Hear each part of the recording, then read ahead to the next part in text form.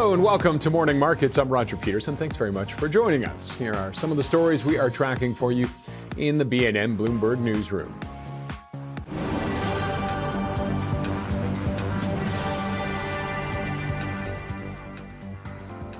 We are watching shares of Barrick Mining today. It's up 0.6% right now. The Financial Times is reporting that Elliott Management has built a stake in the company valued at least $700 million US. Elliott is an American hedge fund and activist investor that typically forces major changes at companies. Barrick has struggled to benefit from the recent gold rally, largely due to issues at some of its international assets.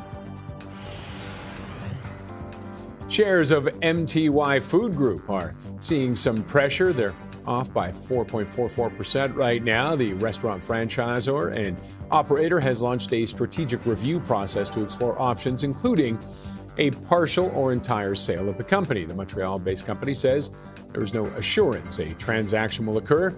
MTY owns restaurants such as Mr. Sub, Baton Rouge, Extreme Pita, and Thai Express. Shares of Home Depot are trading lower. They're off by about 4.3 right now. That's after the home improvement retailer cut its full-year earnings guidance. The company says ongoing consumer uncertainty and continued pressure on the housing sector are impacting demand. Home Depot also reported lower than expected profit and sales, citing a lack of demand for big-ticket items such as roofing, generators, and other categories. And taking a look at the markets, you can see the TSX, another down day. Investors moving away from tech and riskier assets to defensive sectors like consumer staples and utilities. Commodity prices also mixed right now.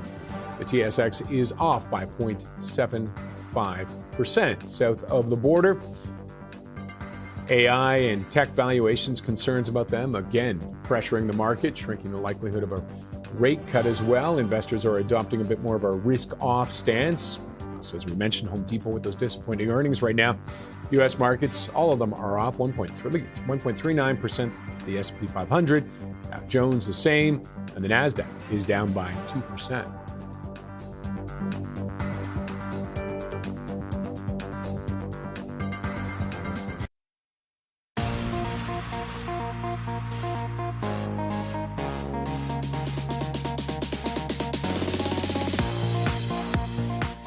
For more on the markets now, we're joined by Sam Stovall. He is Chief Investment Strategist at CFRA Research. Sam, thanks very much for joining us.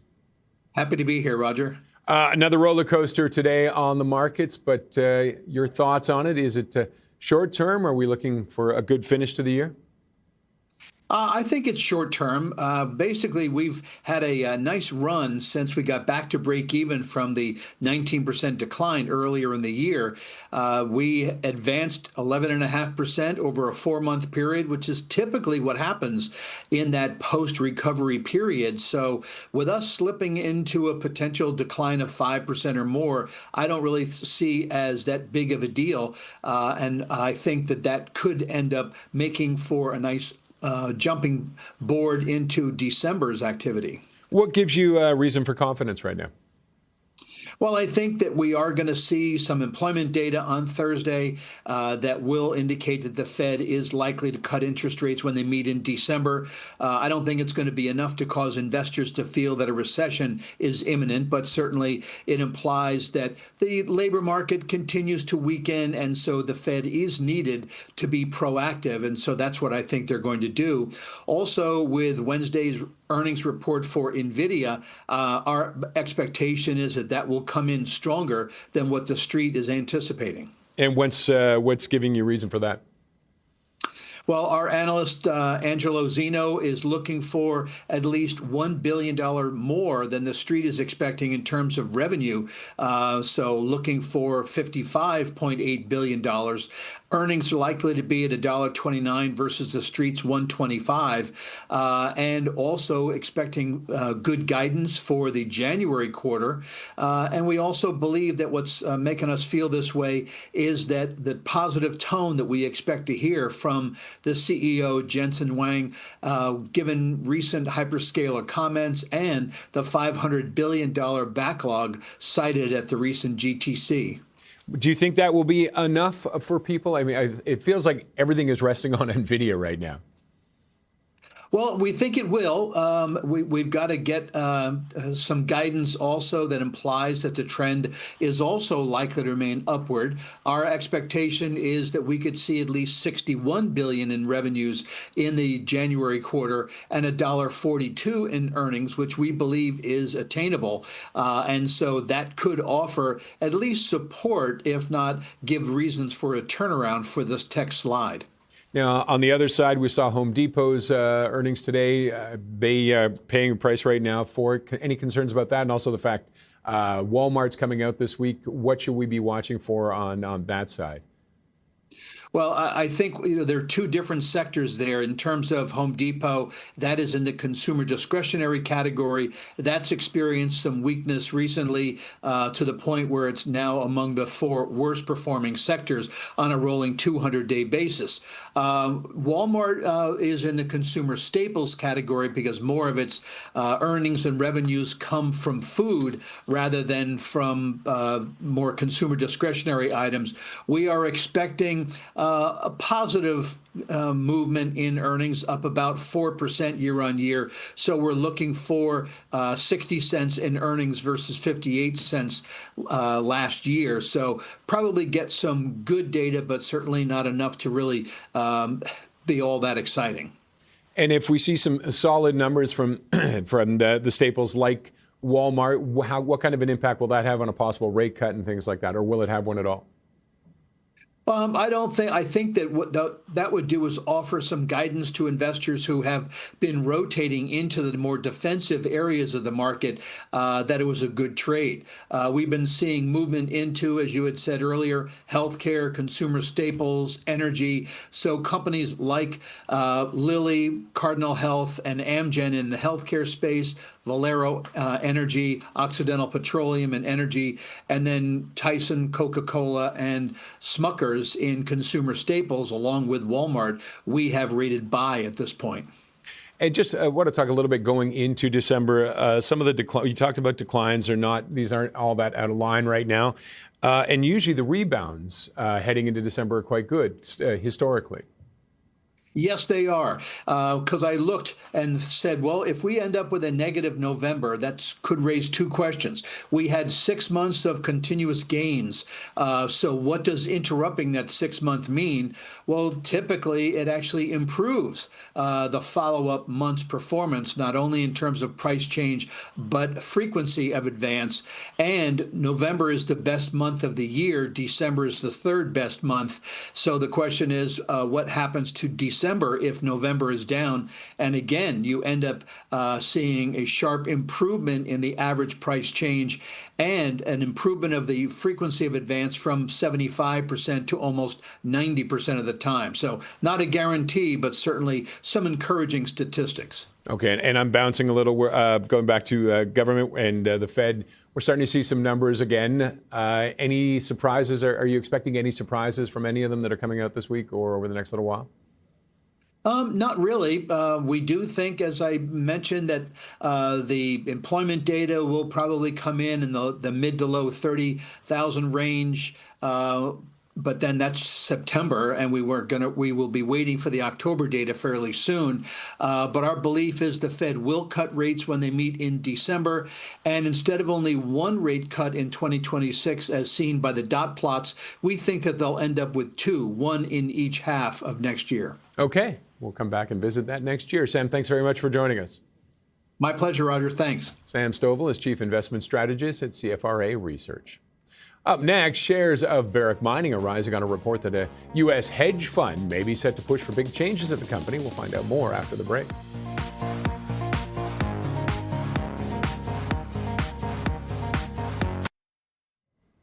We are following reports from the Financial Times that Elliott Management is building a large stake in Barrick Mining. For more on that, we're joined by BNN Bloomberg's Lindsay Biscaya, who's been following this story. And what's the latest on it? Yeah, well, the latest now, Bloomberg also reporting this. So we're trying to get confirmation independently as well. But this stake is at least $700 million U.S. So this would be a really big deal. So again, trying to get confirmation on that. It is widely speculated that this was going to happen. Barrick Mining has been going through some troubles as of late. They haven't really really been able to capitalize on that gold kind of rush, that surge that we've been seeing this year, especially compared to some of its competitors like Agnico Gold, for example. And that's mostly because of turmoil within the company itself. We know the CEO, Mark Bristow, stepped down in September, citing disagreements with where the company was going, the direction the company was going in. Gold production has also been slower. In 2024, Barrick Mining produced 3.9 million ounces of gold. That's compared to 5.4 in 2019. So we're seeing a bit of a downward trend here. And if this were to happen, the stake that this company is potentially maybe going to take out in Barrick Mining, that would put Elliott stake at among the 10 largest investors within Barrick. And of course, Elliott likes to do things, shake things up. Elliott does like to do things. So for people who maybe don't know, Elliott Management is an American hedge fund activist investor, and they do typically try to force major changes within companies. So yeah, shake things up, as you say. There's a couple examples of this. Honeywell is an American company that focuses in aerospace, sustainability solutions, and energy. And Elliott is now pursuing a breakup of that company. Elliott also has a $4 billion position in PepsiCo, making it one of the biggest shareholders of PepsiCo. And they're apparently trying to kind of streamline the company there and make some changes. So it's not surprising that maybe Elliott is looking at changing things within Barrick Mining. We know Barrick Mining, there's reports that they're looking at splitting the company into two entities, one in North America and then one in Africa and Asia. So maybe that's appealing to Elliott to see something like that. There's also a new mine that Barrick has discovered this year. It's considered to be one of the most significant gold discoveries of this century. That's the 4 Mile Project in Nevada. Yeah, it's a very big deal. Studies indicate that this potentially could yield as much as 750,000 ounces of gold a year. And this is 100% owned by Barrick. So even though Barrick has been struggling as of late, maybe within the company itself, there's future projections, real potential here for an upward trend. And maybe Elliott sees something in that. Okay, and what are the markets seeing it right now? Well, it doesn't look as though this kind of news, obviously it's not confirmed yet, it hasn't really moved the needle too much today in terms of Barrick Mining stock. It's gone up a little bit. Within the last year, Barrick stock has surged 138% in the year to date. That's probably because of that discovery they made in Nevada. But of course, as we've said, it's been underperforming when it comes to some of its other competitors. When it comes to this gold rush and trying to capitalize on gold throughout this year, potentially this could change the winds. As I mentioned, I have reached out to Elliott for confirmation and have not heard back. I've reached out to Barrick Mining and I got a no comment from Barrick Mining. So we'll have to wait and see. Always an interesting sign. Always. Okay, Lindsay, thank you for that. Thanks. BNN Bloomberg's Lindsay Biscaya. Now, as we continue to assess the ongoing impact of tariffs on Canada's markets, one can argue that we are starting to see some cracks in the momentum trades like gold and anything AI related. For more, we were joined earlier by Leslie Marks, Chief Investment Officer at Mackenzie Investments. It's interesting to see how people have so quickly jumped on this bandwagon of the negative sentiment around AI. Just, a week or two ago, there was nothing, negative one could say, and the prices were just, basically moving straight upward. So I think this is a very healthy pullback or correction for our markets. When you look at the broader market, the S&P, for example, is only down 3.5%. I mean, I know it feels like a lot more because a lot of the stocks that were darlings, to your point, in this AI price run up are off, more than 10%, and some I've been looking at in the 20% range. So kind of feels worse than it really is right now. But I think that's because of the narrowness that we saw in price appreciation for equities. What about gold? What are you telling clients about gold right now? So gold has also been part of this same momentum trade, if you will. We've seen gold trade very much like stocks leveraged to the AI trade, leveraged to Bitcoin, for example. Again, I want to highlight the narrowness in the market. There were a few very key themes that have been driving stocks. And so what we're seeing right now is a high correlation between all of these key themes in the sense of a pullback. And so what is the common thread here? I think the common thread here has been retail interest in a lot of these themes. And what we have seen over the last couple of weeks is a decline in retail investors' participation in the themes. And that's really taken the froth out of a lot of these markets. So I think we ultimately will end up in a better place where stocks, commodities start trading on their fundamentals, as opposed to this strong momentum push that's really been the dominant factor this year and really part of what's been driving the gold price higher. You're a great person to talk to about the sentiment among investment advisors and planners. Tell us, have they changed their minds about AI? I guess it's difficult for them, isn't there? I guess they have some clients saying, why aren't you matching the NASDAQ? Why aren't you keeping up with these AI stocks? But that can be a dangerous strategy. Well, Andy, it sounds like you're certainly living in my head or my life right now. This is a very common question and concern that we get from both advisors and from end clients. They see the big numbers. They see, what their friends are investing in cocktail party chatter. And there does seem to be, or there has seemed to have been a lot of chasing of these big returns, which has really been contributing to the detachment of valuation from fundamentals from a lot of stocks. And use gold as an example as well. So I'll add on that in the commodity space. So we do need to have a bit of a reality check. And I think what the most important thing to focus on is as an investor, or an advisor, what are you trying to achieve in your portfolio, and are you achieving those goals? Not are you maximizing returns, because returns have been very strong for investors, not just in the broader markets, but portfolios in general. Even if they've been lagging these key benchmarks, I think most investors have done very well by their own financial plan based on the general strength that we've seen globally across equities. So we want to always come back to what are the goals of the portfolio, and are we meeting those goals? And those are typically not necessarily to have the greatest return that you can possibly achieve. The Canadian economy, the budget getting shrugs from some because it wasn't decisive. Really, there wasn't much at all about spending cuts. And there is spending on infrastructure, but there wasn't stimulus in terms of actual big corporate tax cuts. Well, I think that the intention here is really to turn the focus towards capital and infrastructure spending to drive what we commonly would refer to as the multiplier effect in the economy. If we invest in the economy and that helps to offset a shrinking government, then net we will end up in a much stronger place, particularly when it comes to productivity, which has really been a sore spot for Canada and for Canadians. We really haven't achieved the productivity levels that we should. And part of that, or most of that, is due to a lack of investment. So I think the focus on infrastructure is right. What we need to see is this to actually happen. Right now, there's a lot of talk. We want to see the action. We want to see those shovels in the ground. We want to see those projects happening, and then we will benefit from the multiplier effect on our economy. And the Bank of Canada, does that have a big effect on retail investor sentiment, do you think, when the short-term interest rates come down?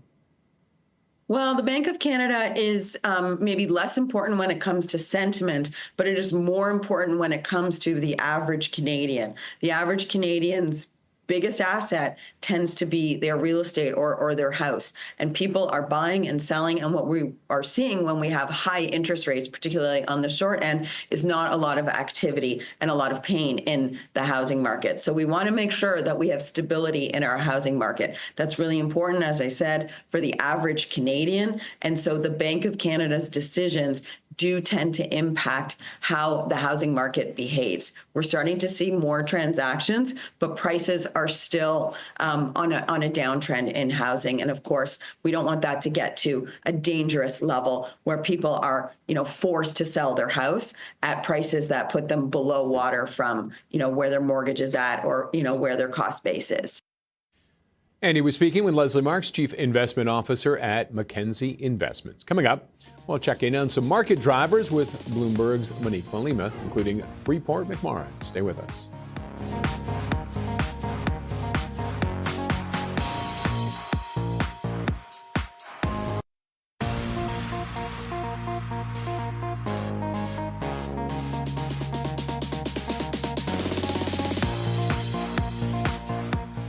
Take a look at some market movers. We're joined now by Bloomberg Equities reporter Monique Malima. Monique, thanks as always for joining us. We'll start off with Freeport McMoran. What's going on with them? Hi, Yes, good morning.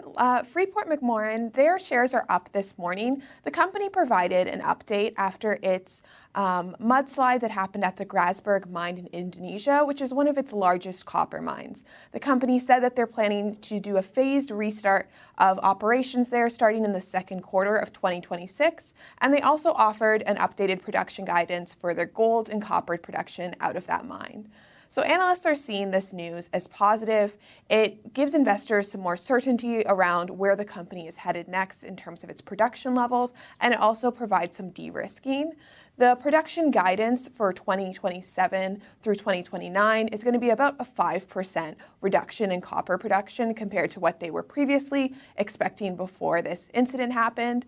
But analysts note that the 2026 guidance came in a little lower than expected. So they're seeing kind of mixed results coming out of this guidance. But a lot of investors are reacting really positively because this means that production is going to be ramping back up, that the company is going to be able to meet some of those targets as well. And some analysts also note that there's potential that this could also help global copper prices, with Freeport being one of the largest copper producers in the world.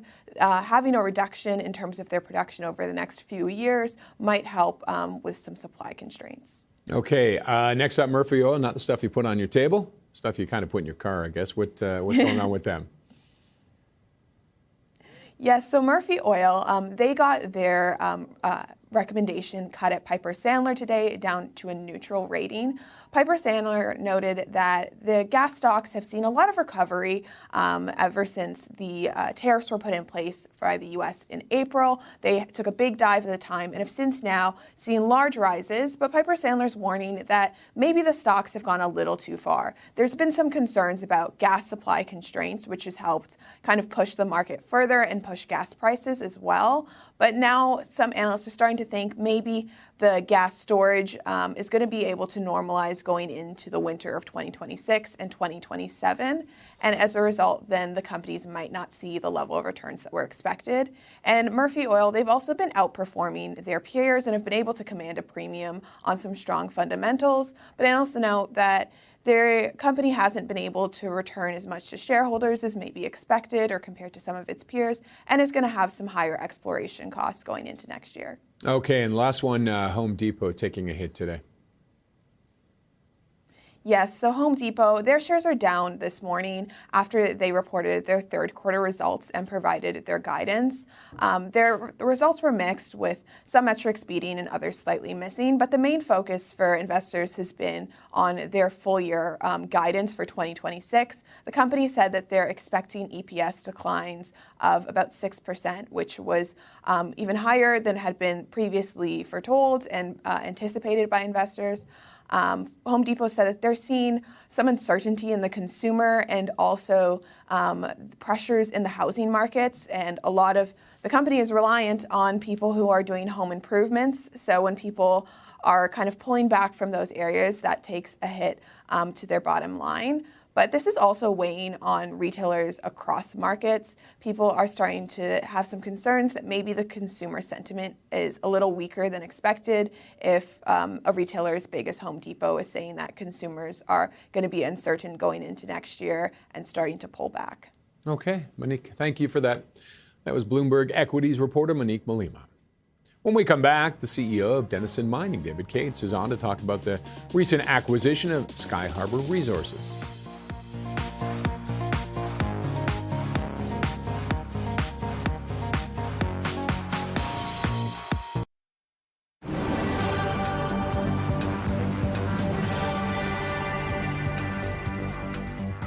Shares of MTY Food Group are falling. The owner of the Canadian and U.S. restaurant chains such as Cold Stone Creamery, Wetzel's Pretzels, and Mr. Sub says it is undergoing a strategic review. Options include selling all or part of the company, as well as executing its current business plan. MTY says there is no assurance a transaction will occur, but the aim is to continue to enhance shareholder value. Shares of Merck are trading higher after a mid-stage trial of its drug for a rare form of high blood pressure met its main target. Merck says the results show significant improvement and it is planning to present the results at a future Congress. The drug maker also intends to proceed with phase 3 development for the drug. Shares of Cloudflare are seeing a decline after the software company experienced a global network outage, off by about 1.86% right now. Cloudflare says the issue has been fully resolved and was caused by a crash in a software system. Websites including ChatGPT, Spotify, and social media platform X were affected. Cloudflare says there is no evidence the outage was the result of an attack or malicious activity. And taking a look at the markets, another off day right now. The TSX down by 0.29%. And down south of the border, similar situation. Red everywhere you look. S&P 500 off by 0.58. A little bit of a rally from what we looked at earlier. At least less of a loss right now. Dow Jones off by 0.86 and the NASDAQ down by 0.89. Well, Denison Mines announced an acquisition of Sky Harbor Resources this week for its uranium project in Russell Lake, Saskatchewan. It's adjacent to Denison's flagship Wheeler River project. Here to talk more about the acquisition and its long-term plans is David Cates, CEO of Denison Mining. David, thanks very much for joining us. Roger, my pleasure to be on. How does this fit in with your plans? Well, look, our company is laser focused on our development project, the Phoenix project on our Wheeler River property. And we're very close to being permitted federally and provincially and expect to be making an investment decision in the beginning of 2026, which will make us one of Canada's newest mines and certainly the newest uranium mine in over a decade. But with that on the horizon, our job is to look beyond the short term and into the long term. And so we do have a focus on our other development assets and exploration for the long run. And so this transaction with Sky Harbor is a really unique partnership. We've been invested in Sky Harbor for many years. And what we're doing in this transaction is we're purchasing an interest in a number of newly created joint ventures with Sky Harbor that will come out of the Russell Lake property that Sky Harbor just recently consolidated full ownership in from Rio Tinto. And now we'll have 4 different joint ventures with Sky Harbor where we're purchasing an initial interest in these different joint ventures and then have an option to deploy a significant amount of exploration spending on particular 2 of them to be able to increase our interest up to 70% on those 2 claims. So the notable part here is that Russell Lake and the joint ventures that are falling out of this project are adjacent to our flagship Wheeler River property, where we are on the cusp again of having our permits in hand to execute on the Phoenix project. And with those 4 different parts and 4 different percent, why the different percentages ownership for each one? Yeah, great question. Russell Lake is a very large land package that Sky Harbor has invested in over the last few years. It's exceptionally large, and by splitting it up into 4 different JVs, we really believe that we can maximize the attention that the projects and the targets need. You'll have Sky Harbor operating on multiple of these joint ventures. We'll be participating, and then you'll have Denison operating on particularly the Wheeler North joint venture. And so it's really a matter of putting both teams to work and maximizing our joint exposure to discovery. These uranium deposits in Saskatchewan are incredibly rich, but because of that, they're also very difficult to find. High grades come with small footprints. And so we really do like the idea of maximizing the attention that each part of this really large land package requires and deserves. And just looking for a bigger picture at the moment, how is the uranium sector looking right now? It must be fairly optimistic for you. Well, I've been in this industry now approaching 20 years, and we've obviously seen ups and some prolonged downs. I can tell you that right now the sentiment is as positive as I've ever seen. You don't have to look very far to see excellent positive news developments for nuclear energy deployment globally. It's not just about clean energy or the energy transition. It's often about energy sovereignty, taking a reliance off nations that are maybe not your preferred partners. And so we do see an incredibly positive story brewing on the demand side. And Of course, in economics, we also have to think about the supply side. And owing to that very long and difficult period of time that we had with very low prices, where we saw the best mines in the world have to shut down over the last decade, I can tell you that supply is also in a vulnerable place. And many projects that have tried to restart have struggled. And there are very few excellent top-tier projects in the pipeline. We of course, promote our Phoenix project because it does have the potential to be one of the lowest cost uranium mines in the world, but it is an outlier. The majority of new supply, much of which will be required to balance the market in the long run, is in jurisdictions where grades are low, costs are high, and risk is high. And so, the ability for supply to meet that demand that's growing is actually going to be quite challenging. Okay, David, thank you very much for joining us today. We appreciate it. Yeah, thank you. David Cates is the CEO of Denison Mining. After the break, a market outlook and more ideas for your portfolio.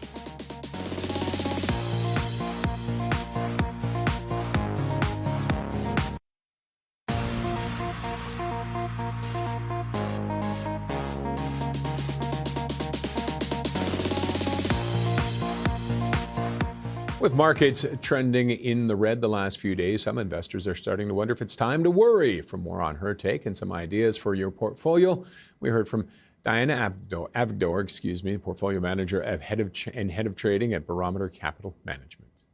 I think it all started when they started raising debt, and we had Amazon raise more debt yesterday, and the demand for that debt has been multiple times covered. So it's not like people don't want to have access.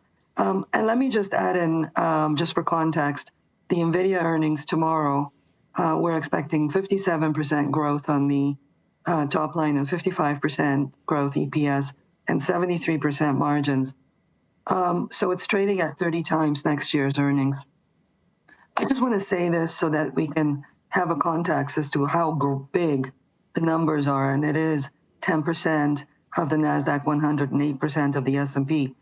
So, it's normal and probably healthy what's going on right now in terms of the little check back. The market is having a little bit of a tantrum.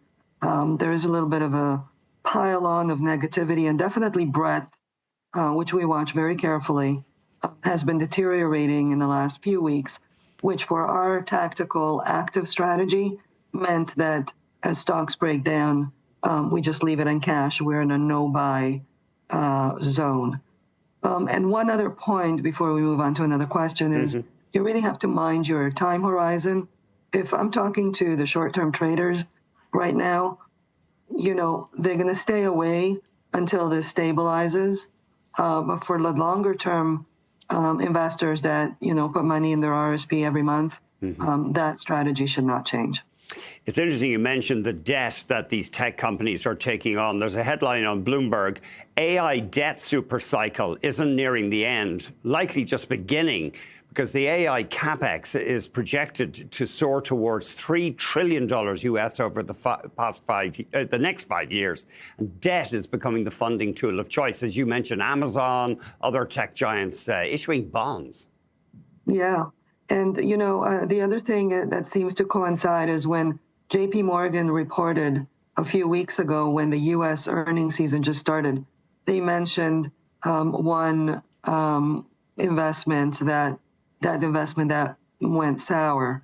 And the market and traders are split camps almost evenly, whether that is something more substantial to watch, because Jamie Dimon said that where there's one cockroach, there could be more cockroaches, and that's certainly true. But there are those that think that this was a one-off, and there are certainly sometimes not so great investments. But, when you look at the larger spreads, like the IG and high yield, investment grade and high yield spreads, it moved up slightly, but not substantially.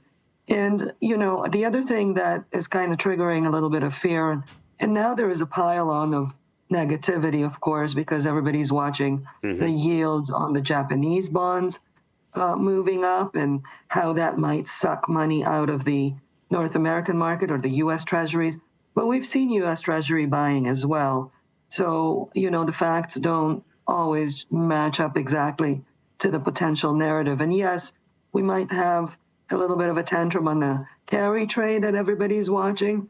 So again, this could be healthy. We're coming into this today with about 20% cash because, as I've mentioned, as Brent deteriorates and if stocks move down, we tend to be very disciplined sellers. So, you know, when gold started trickling down, we've gotten out of the golds. We have since, and we booked nice profits, but we have since added them back in a little bit to a certain extent, like maybe 3 to 4% of portfolios.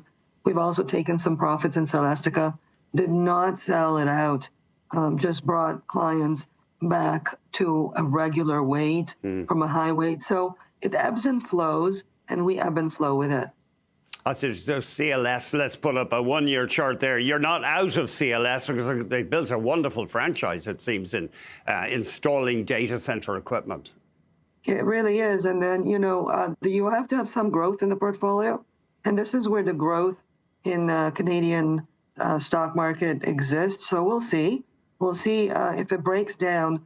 We're of the opinion that we let pricing and the market tell us what to do.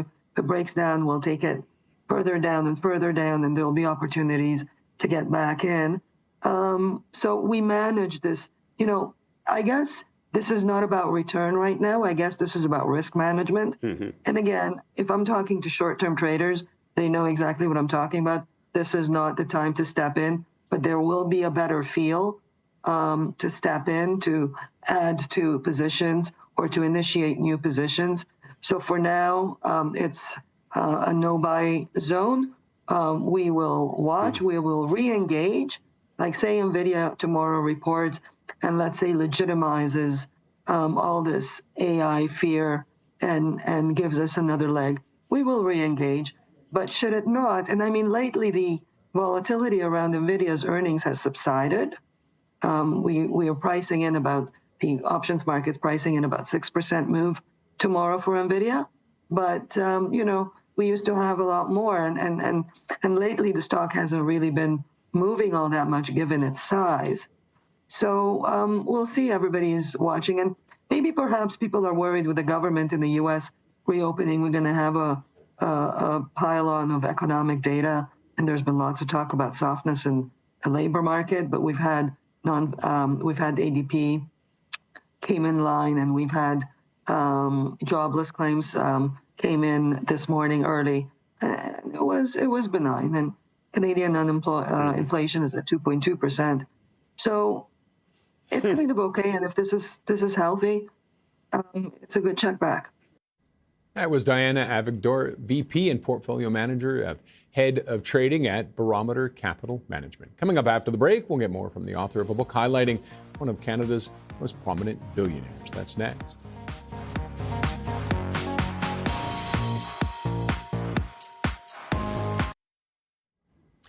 Prem Watsa is the founder of Fairfax Financial. He is an Indian-Canadian billionaire businessman, and his success story was reflected in a new book that highlights his rise to a $45 billion global empire from just $8 in his pocket.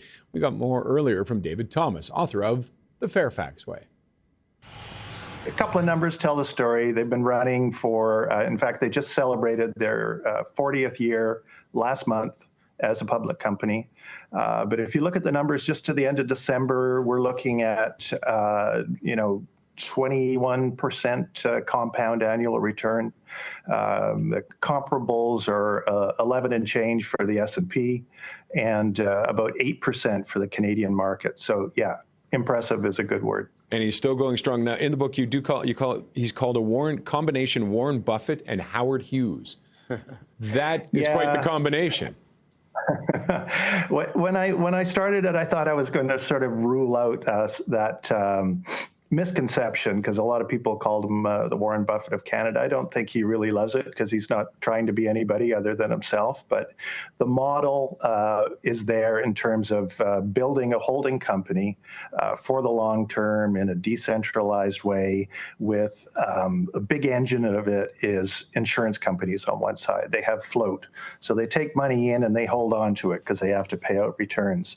But and if hopefully they won't have to pay them all out, but more importantly, over time, as they hold on to that money, if you're a good investor and not just sitting in 2%, if you're smart and can make good bets, you can make a lot of extra money. You're basically getting free leverage. So that's the model where you look at Warren Buffett. Prem had a really good record calling the market. Warren's obviously got a great record. And so there are similarities, but Prem's model is global. Warren always stuck to the U.S., much more diversified for Fairfax. So there are some similarities and some big differences. I guess, Prem Watt's obviously a big name during my career.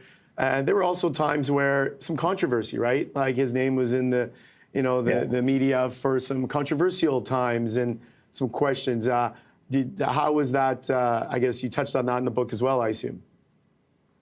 Yeah, there's a couple of things. So there's always this gap between if people even know them at all, and do people pay that much attention to an insurance holding company anyway?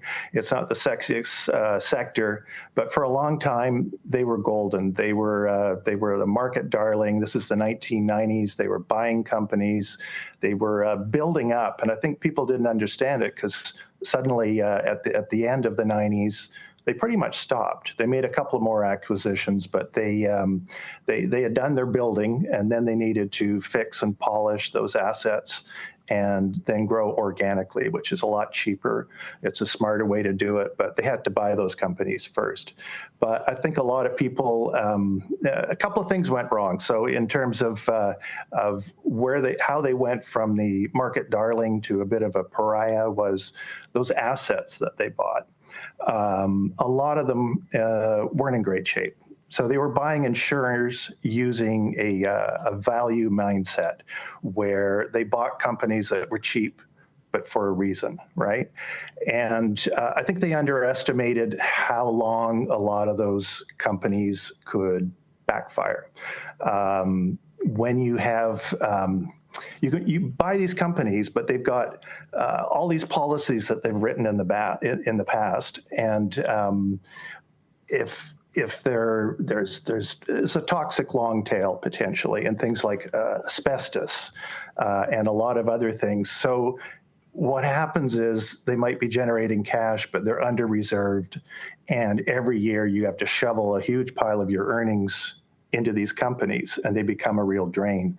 And you can never do it unless you're going to write stuff off. And Prem never wanted to write companies off. He didn't want to lay people off. He was in it for the long term, and he wanted to fix them. But they took a long, long time to fix. So I think what you're talking about is, people losing interest, right, a little bit in the 2010s. There's a lot of good things that happened. They made some market calls that were outstanding. He was really smart at making some bearish calls. The Big Short, they made out probably better than anyone. But they stayed, here's another thing, just sort of going past into the 2010s, is they stayed bearish. So you had a period post-financial crash where we were entering deflation. The aftershocks were killing the economy. You saw quantitative easing, and as well as qualitative. Interest rates were down to zero. It was a really tough environment, and they were worried about their capital. So they started shorting the market again, and it paid off in spades in the 2000 tech wreck. It paid off again with the great financial crisis.